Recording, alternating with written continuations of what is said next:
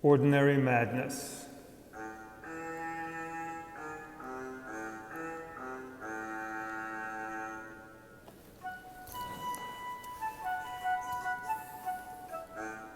Happy to descend into ordinary madness, the madness of a zealot, believing in nothing, yearning for truth, relief, release, belief.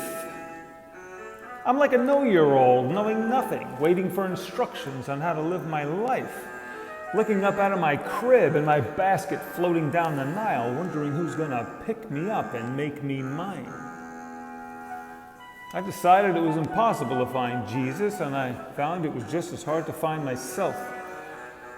The man who chases two rabbits skins only his pleas, seeking clues on the bookshelf when I should be down on my knees, sitting like a human lotus, folded like a pretzel, waiting for nothing to arise. I haven't suffered, I'm not suffering, I'm only complaining. I can't expect any credit for not having done the work of what? The work of truly and honestly seeking? So that's fasting and praying and mortifying your flesh, or maybe eating enough pizza and beer until you throw up in your sleep. And you have a near-death experience and come to accept Baba Ganoush as your savior, because it was magic mushrooms on your pizza, baby. The plant medicine of the divine hipster. Is it important to make the distinction between a vice and a weakness?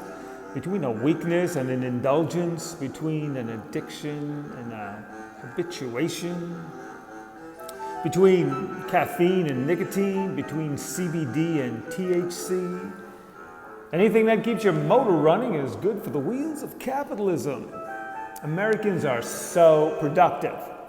Six Sigma production. Keep those GE jet engines flying. You really have no idea how good they are. Does it really matter what you believe in, as long as it helps you through the day? As long as it pulls your sleigh? Let me tell you about the greatest reindeer of all.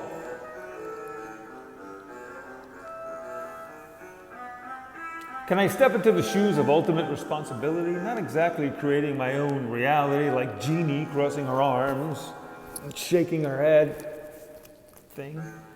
I mean seeing the world for what it is and knowing that I have the ultimate responsibility for burning meaning to it.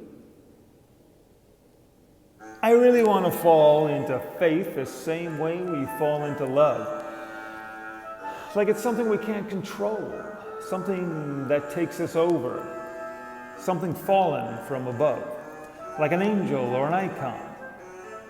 Mind and toes and soul, something that occurs for us like truth, like the real thing, like a rebirth, like the freshness of the earth after a clean spring rain.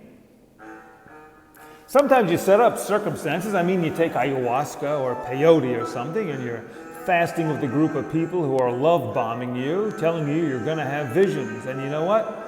You do. You're sitting in a hotel room for 3 days straight with hardly a break until your mind is rewired. Thank you for sharing. And you have a new language, a new set of tires with which to hit the street, your pumped up kicks, sharing your transformation, dreaming of united non-nations.